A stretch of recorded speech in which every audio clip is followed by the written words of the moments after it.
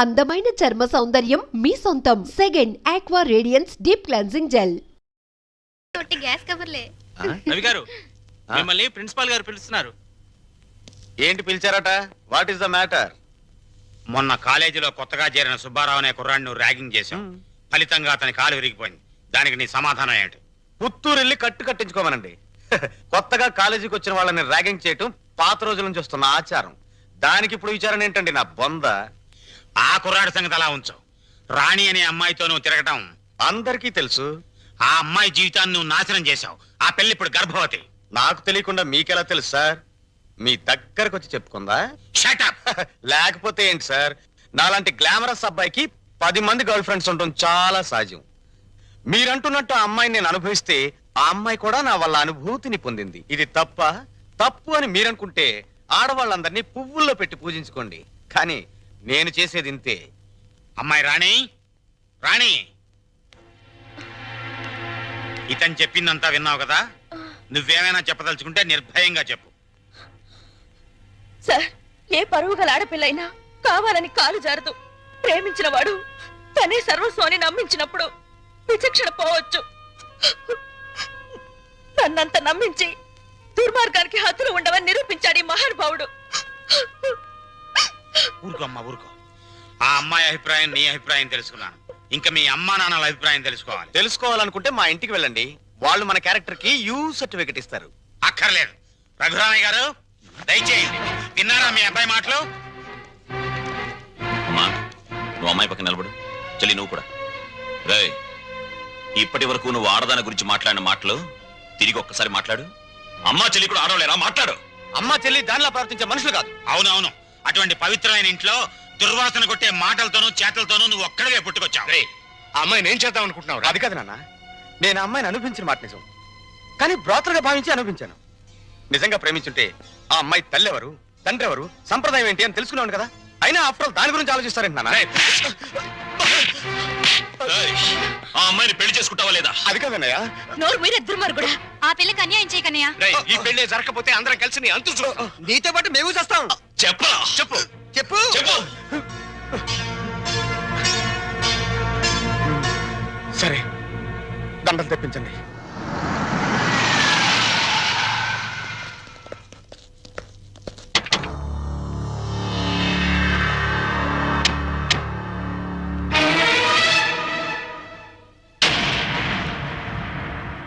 బావా, బావా, బాగున్నావా? ఇంకా బాగోలే. ఆ పిల్లరా నీ కొత్త కోళ్ళం? ఆ పిల్ల ఎవరో కనుక్కో చూద్దాం. నీ వేలు విడవని మేనకోళ్ళం అంటే నీ సొంత చెల్లెలు సవితికి కూతురు. ఈ నా కీపే నీ కొత్త కోడలకి జన్మభూమి.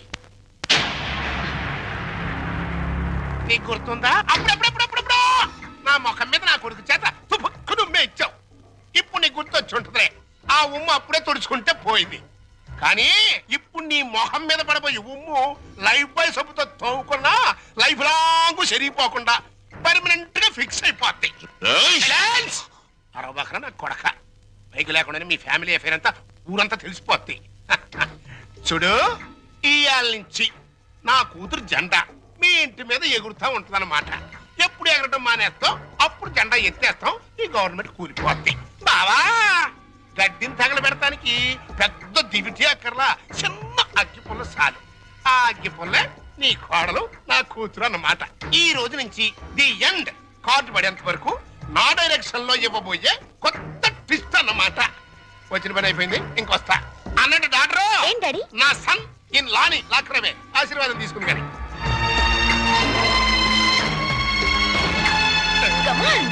రారన్న సన్నిల్లా.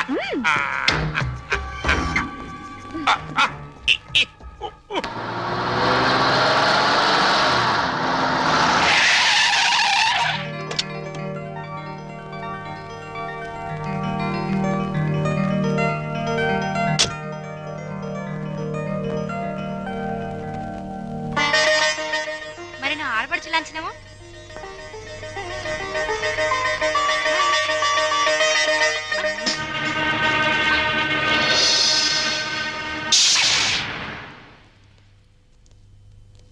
కుడికాలు లోపల పెట్టిరమ్మా.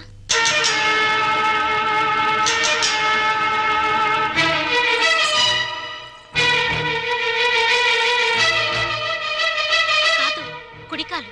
కీప్ లెఫ్ట్ అన్నారు పోలీసోళ్ళు. అవునవును, కీపు ఎప్పుడు లెఫ్టే. వైఫే రైటు. ఈ జ్ఞానం ఎప్పుడు వస్తుందో.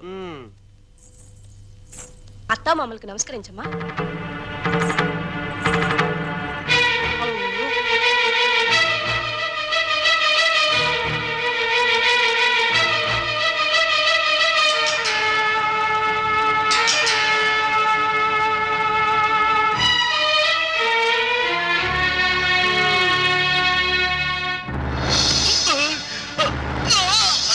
రేయ్, నీకు ఈ ఇంట్లో ఎవరు అన్యాయం చేశారని మా అందరికి ఇంత ద్రోహం చేశావురా?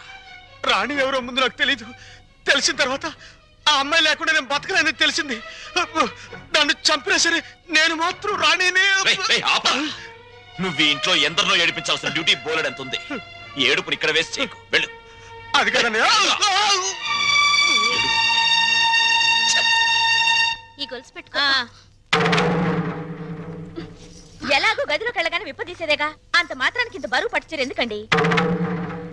ఏ శుభకార్యమైనా సాంప్రదాయ సిద్ధంగా జరిగితే అది మాకు ముందే జరిగిపోయిందిగా. గడ్డిని తగలబెడటానికి పెద్ద దివిటి అక్కర్లా, చిన్న అగ్గి పుల్ల చాలు. ఆ అగ్గి పుల్లే నీ కోడలు నా కూతురు అన్నమాట. ఆ, మా అత్తయ్యకి మావయ్యకి అందరికీ తెలుసు. ఆ వీక్ పాయింట్ లీక్ అయ్యాకే నన్ను ఆయనకి తగిలించారు. ఫోన్లేండి, పెళ్లికి ముందు ఏం జరిగినా పెళ్ళయ్యాక ఈ తంతు తప్పదంటే మీకోసం కాసేపు కప్పుకుంటాను.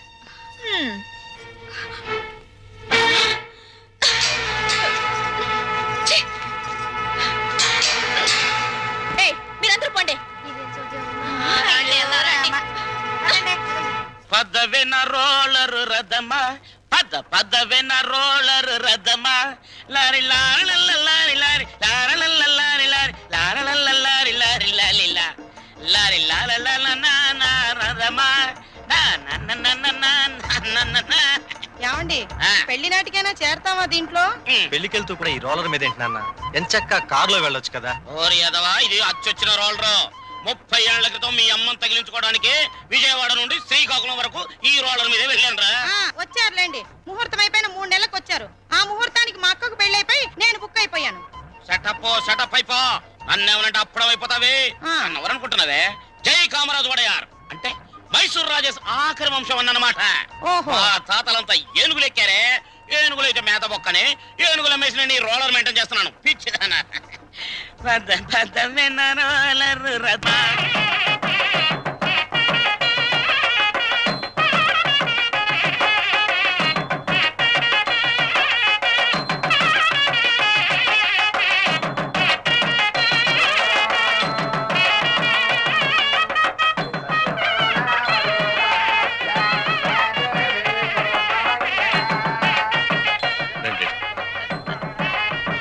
ఇలా కూర్చోండి.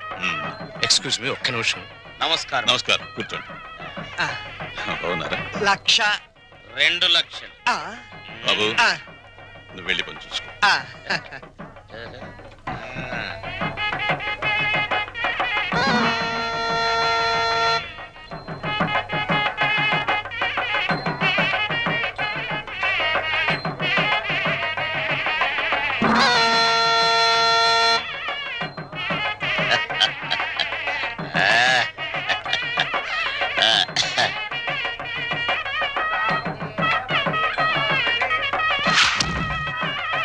తీసుకోండి.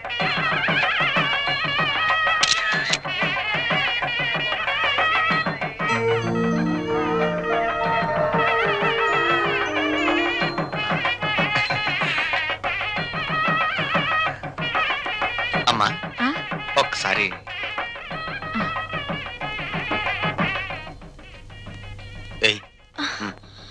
అరే లేమ్మా, ఏమిట్రా ఇది?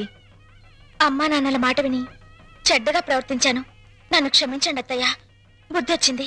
బాగా బుద్ధి వచ్చిందా? నువ్వు ఊరుకోరా. అవే మాటలమ్మా, ఏదో చిన్నతనం. నిన్నంత మాత్రం అర్థం చేసుకోలేనా?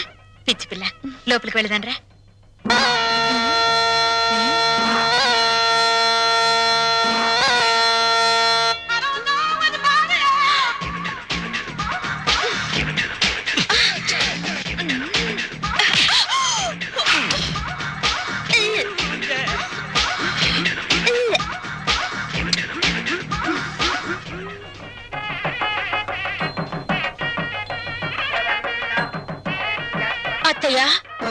ఏమైందమ్మా?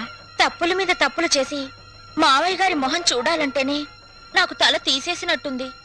రాణి, నాకు రంగ అసలు వరుస కన్నయ్య, మరో వరుసకి బావా. ఇప్పుడు ఆయన ఏమని పిలవాలి? రంగా అని పిలువమ్మా. ఆహా,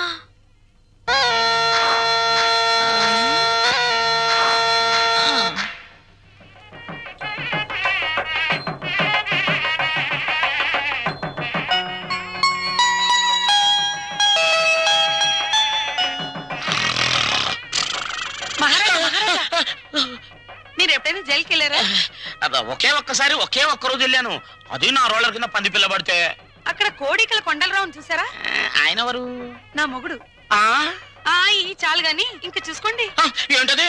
పెళ్ళి.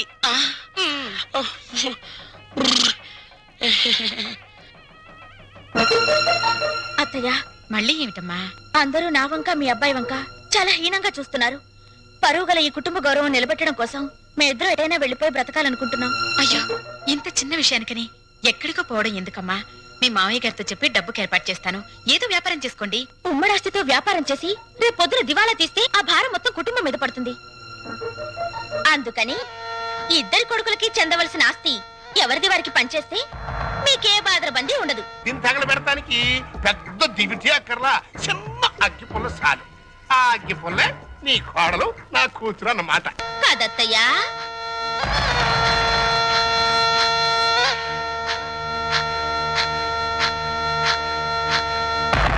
ఈ కొడుకులిద్దరూ దేవాలయంలో గబ్బిలాయిలన్నమాట.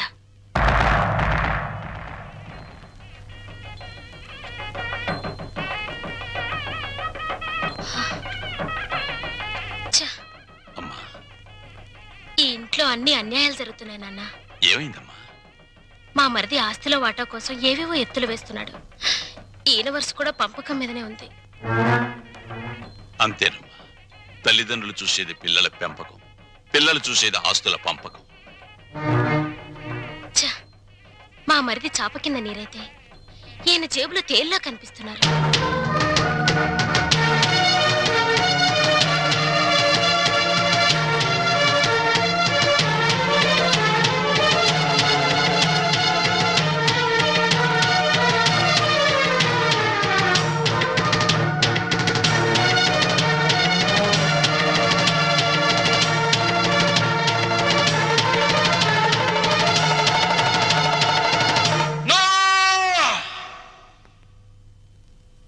ఏమయ్యా రఘురామయ్య, మీసాలొచ్చాక కొడుకుల్ని దూరంగా ఉంచాలి, పెళ్ళాలొచ్చాక అంటరాని వాళ్ళుగా చూడాలి.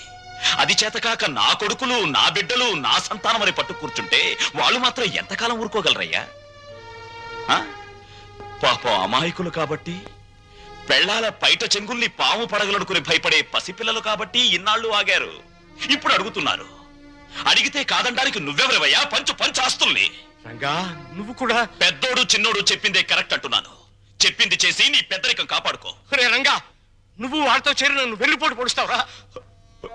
పెద్ద పెద్ద వాళ్ళకి తప్పట్లేదు వెన్నుపోట్లు, నువ్వెంత? ఇప్పుడు నువ్వు ఆస్తి పంచకపోతే రేపు నీ కొడుకుల మాటల పోట్లు, కోడల చేతి పోట్లు, కోర్టుల నోటీస్ పోట్లు, పోట్లు పోట్లు అన్ని పోట్లే, జాగ్రత్త. రంగా, అందరూ ఒకటిగా కలుసున్నప్పుడు ఆస్తి పంపకాలు ఎందుకురా? అమ్మా, ఈ చేతి వేళ్లున్నాయి, ఇవి అన్నం కలుపుకోవడానికి, తినడానికి, కడుక్కోవడానికి కలిసి ఉంటాయి. తిన్నాక వేటికవే నీకు నువ్వే నాకు నేనే అని మళ్ళీ మళ్ళీ దూరం అవుతాయి. నీ శరీరంలోని భాగాలే ఒకటిగా ఉండనప్పుడు నీ కడుపులో పుట్టిన బిడ్డలు మాత్రం ఒకటిగా ఎలా ఉంటారు? ఎందుకు ఉండాలి?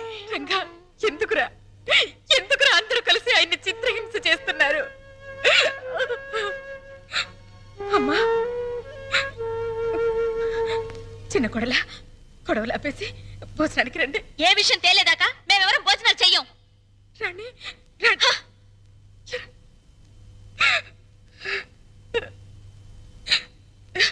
ఏమండి, ఎందుకండి ఈ పట్టుదలలు? వాళ్ళు చెప్పినట్టు చెయ్యండి, ఆస్తి పని చెయ్యండి. పెళ్ళ మాటలు వినడానికి నేను నీ కొడుకులా చావటాను కానీ. ఏమండి, వాళ్ళ మాట వినండి. మనకు పెళ్ళయ్యాక నేను అడిగి మొదటి కోరిక చివరి కోరిక ఇదేనండి. ఆస్తి పంచలేదన్న కోపంతో రేపు నేను చచ్చాక నాకు తలకొరవ పెట్టకపోతే అది ఎంత బాధో ఆలోచించండి. లక్ష్మి, వాళ్ళు మనిషిని, నువ్వు మనసుని చంపుతున్నారే. వద్దు, నాకు ఈ దరిద్రం వద్దు, వద్దు. అందరూ వినండి, నేను నా ఆస్తిని నా కొడుకులకి పంచుతున్నాను. నిజానికి నా ఆస్తిని 3 భాగాలు చేయాలి. 2 భాగాలు నా కొడుకులకి, 1 భాగం నాకు, నా భార్యకి. పేపర్లు తెచ్చుకోండి, ఈ ఆస్తి మొత్తం పంచేస్తాను. కానీ ఒక్క విషయం, నా భాగం కూడా నా కొడుకులిద్దరికి దానం చేస్తున్నాను. ఎందుకో తెలుసా? వాళ్ళు ఆస్తి లేకపోతే బతకలేని చవటలు గనక. నాన్న, మీ భాగం పంచడానికి వీల్లేదు. రేయ్, అది నా ఇష్టం రా. ఆ ఆవేశంలో తొందరపడుతున్నావు. బతికున్నంత కాలం బిడ్డలపై ఆధారపడి ఉండాలి. కాకి ఎంగిలి విసురుతారు, కుక్క కన్నం పెడతారు గాని ఆస్తి లేని తల్లిదండ్రులకు ఖాళీ కంచ కూడా వాసం చూపించరు. ఇప్పుడు నీతులు చెప్తున్నావా? ఇందాక నాకు, ఇప్పుడు నా కొడుకులకి వెన్నుపోటు పొడుస్తున్నావా? రేయ్, పంపకాలు పూర్తయ్యేదాకా నువ్వు లోపలికి వస్తే నన్ను చంపుకు తినంత ఒట్టు. పో బయటికి, పోరా. పోతాను నాన్న, పోతాను. కానీ నేనేం చెప్పాను, ఎందుకు చెప్పానో కాస్త ఆలోచించుకో.